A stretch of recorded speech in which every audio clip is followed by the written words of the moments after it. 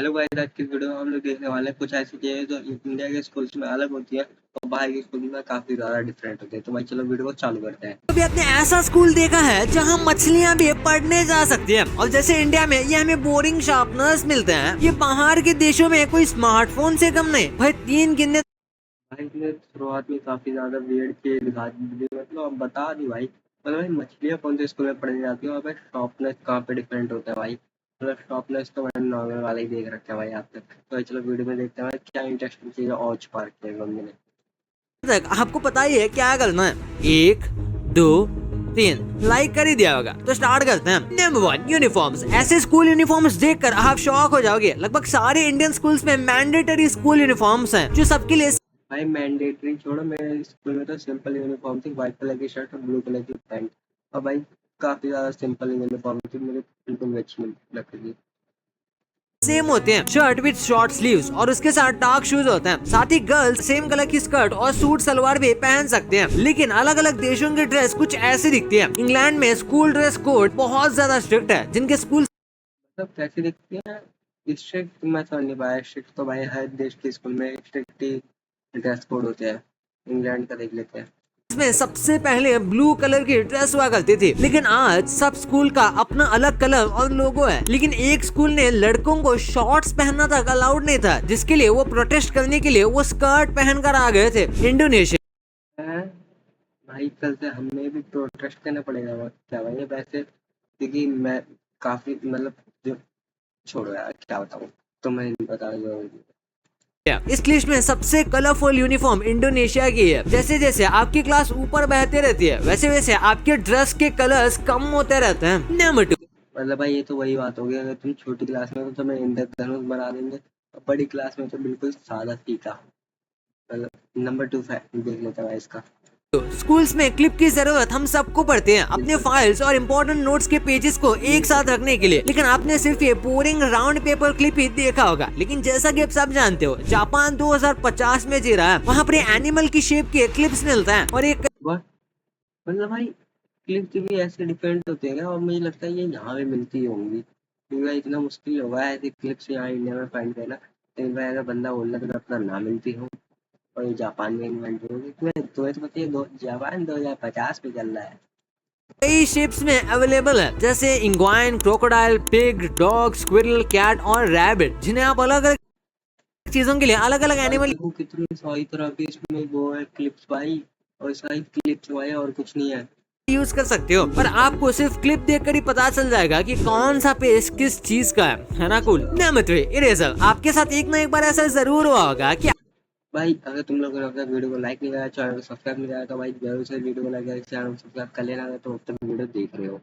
आपके हाथ किसी वजह से गंदे होंगे और आपने ऐसे हाथों से इरेजर को छू लिया और आपका व्हाइट इरेजर की शक्ल आप पहचान में ही नहीं आ रही, या फिर जैसे मेरा मेरे साथ होता है, तो होता था कि मेरी इरेजर जमीन में गिर जाए, तो मेरे साथ ऐसा बहुत बार होता था। हम इरेजर से कुछ एरिया इरेज करते हैं तो वो ब्लैक हो जाया करती थी। लेकिन टॉम बॉय की ये स्पेशल इरेजर चमत्कार से कम नहीं। टॉम बॉय की शुरुआत 1913 में भी थी, जो अपने हाई 1913 की इरेजर, मतलब भाई वाओ। मतलब स्टेशनरी आइटम कंपनी 1913 की है। क्वालिटी पेन मार्कर और स्टेशनरी के लिए जाना जाता था। टॉम बॉय वैसे तो बहुत तरह के इरेजर बनाते हैं, लेकिन ये इरेजर सबसे पॉपुलर है क्योंकि इसे मेस फ्री डिजाइन किया गया है और इसकी डस्ट एक साथ कलर की इरेजर है भाई, ये तुम देख रहे हो इसे ब्लैक कलर की इरेजर, मतलब सीरियसली। चिपक जाती है और रोल्स में निकलती है। इतना ही नहीं, इसका ब्लैक कलर इसको सबसे यूनिक लुक देता है, जो इसे साफ रखता है। नंबर 4, क्या आपको वो लास्ट मोमेंट की ड्राइंग चिपकाना याद है, जिसमें इधर उधर से ग्लू मांगकर अपने मैं प्रोजेक्ट बना के मतलब वैसे तो मैं कभी ले नहीं जाया जाता, लेकिन जब भी ले जाता था ना, तो उसमें कोई ना कोई ग्लू का काम रह ही जाता था। फिर मैं वहाँ पे स्कूल में सबसे ग्लू मांग के वो करता था भाई कंप्लीट।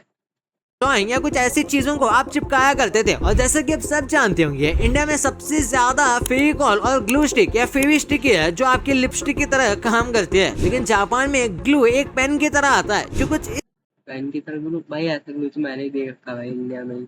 ऐसा इस तरह दिखता है। नंबर 5, ये चीज देखकर आप भी शॉक हो जाओगे और सोचोगे कि ये मेरे पास स्कूल में क्यों नहीं था। क्योंकि इंडियन स्कूल्स में हम ज्यादातर अपनी नोटबुक को बेंच पर रखते हैं या हाथ में लेकर नोट्स लिखते हैं, जो कभी कभी हाथ में लिख के नहीं, कोई नहीं लिखता भाई हाथ में लेके नोट्स, भाई बेंच पे रख के लिखते हैं।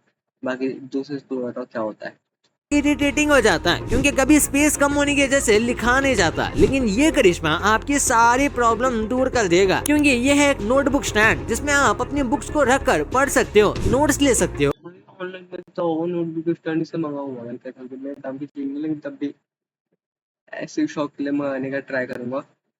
और ये दिखने में काफी कूल भी लगता है। मसलन एक मैथ स्टूडेंट से ज्यादा कैलकुलेटर की अहमियत कोई नहीं समझ सकता। इंडिया के कैलकुलेटर कुछ इस तरीके के दिखते हैं, ब्लैक कलर में, लेकिन जर्मनी मैंने तो आज तक वो वाले कैलकुलेटर यूज करे जो ज्योमेट्री के ऊपर छोटे सा बने आते थे, और जो जो भाई स्कूल में पेपरों में ले जाना अलाउड नहीं था भाई। चाहे कोई सी क्लास का बच्चे हो, तुम फर्स्ट सेकंड कोई सी, वो अलाउड नहीं होते थे भाई। उन्हें बिल्कुल ही बैन कर रखा था, जैसे पबजी को बैन कर दिया था। का ये कैलकुलेटर व्हाइट कलर में भी मस्त लग रहा है। Wow. Number 8 Gutenberg paper glue. तो ये नॉर्मल चीज बता रहा है भाई, व्हाइट कलर का वही है, व्हाइट कलर का कैलकुलेटर, वही सेम ही बात होगी। और ये paper blue same. Gaming stick, glue stick तो मैंने आपको काफी दिखा दी, लेकिन इस ग्लू जैसी ग्लू आपने कभी नहीं देखी होगी क्योंकि जर्मनी की एक कंपनी गुटेनबर्ग ऐसी ग्लू बनाती है जिसमें सबसे सुंदर ग्लू है और सबसे ज्यादा लाइट ड्यूटी पेपर पर यूज करने। ये ब्लू को भी सुंदर इनसे वो माप रहे हैं भाई, मतलब ब्लू भी सुंदर होना चाहिए इनके लिए तो। वाह, ये रेकमेंड करते हैं और सबसे ज्यादा उन लोगों के लिए बेहतर है जिन्हें केमिकल से एलर्जी है क्योंकि ये सिर्फ पानी, ट्री गम और पोटैटो से नेचुरली बनाई गई है। नंबर 9 भाई ये क्रेजी चीज है, पोटैटो से बंदों ने ब्लू बना दिया यार। इंडियन स्कूल्स में शार्पनर मोस्टली इस तरह के दिखते हैं, लेकिन जर्मनी की ही एक कंपनी है डक्स जो 1908 से पेंसिल शार्पनर बना रही है। ये लोहे की शॉप ने भाई कितना कूल शॉप ने, तो ये कवर भी है इनके ऊपर। शार्पनर अपने साथ एक क्यूट लेदर केस में आता है, साथ ही इसमें 3 अलग अलग सेटिंग भी है, शार्प, मीडियम और राउंड। तो आपको जैसा मन चाहे आप पेंसिल को वैसे शार्प कर सकते हो। जबकि हमारे यहाँ तो कुछ ऐसे शार्पनर होते हैं पूरी पेंसिल लिखा जाता है और जैसे ही पेंसिल भाई ये तो उसी की तरह हो गया, मतलब गेम के मोड की तरह भाई, इजी मीडियम हार्ड। की निब आने वाली होती है तभी निब टूट जाती है। कमेंट में जरूर बताना क्या आपके साथ भी ऐसा हुआ है। नंबर 11 आपको जापान में स्टेपलर कुछ ओरिगेमी ऐसे दिखते हैं, लेकिन एक जानवर जैसा दिखने वाला स्टेपलर तो रह ही गया जो कुछ इस तरीके का दिखता है। अब आप मुझे बताओ। भाई ये बिल्कुल शार्क जैसा दिख रहा था, तुमने नोटिस करा एक बार? बिल्कुल शार्क या किसी मछली जैसा स्टेपलर। और ये कैसा दिख रहा है? वेल मैं अपनी बात बताऊं तो मुझे एक व्हेल जैसा दिख रहा है। ये स्टेपलर इटली से है जो कि बहुत सालों से कोलोग्नोस मुंजीस शहर में बन रहा है, जो एक टाइम पर पूरे 16 पेजेस में स्टेपल कर सकता था। नंबर 12 नेक्स्ट ये जो आप स्क्रीन पर देख रहे हो ये कोई बच्चे का खिलौना ये खिलौना नहीं है, कुछ सब्जी काटने वाला कुछ लग रहा है भाई, या शेकर जूस निकालने वाला नहीं है, बल्कि ये एक high and luxury pencil sharpener है जिसे स्विट्जरलैंड में बनाया गया था। और जहाँ तक मैं जानता हूँ स्विट्जरलैंड में कोई चीज सस्ती नहीं है। इस शार्पनर को बेस्ट मेटल से बहुत सॉलिड तरह से बनाया गया था जिसके आपके बेटे पोते तक भी इसे यूज करेंगे तो भी इसका कुछ भी नहीं बिगड़े। तो भाई यही था आज की वीडियो में। अगर तुम्हें वीडियो पसंद आए तो भाई वीडियो को लाइक करके चैनल सब्सक्राइब कर देना। मिलते हैं तुम लोगों के साथ अगली वीडियो में, तब तक के लिए गुड बाय।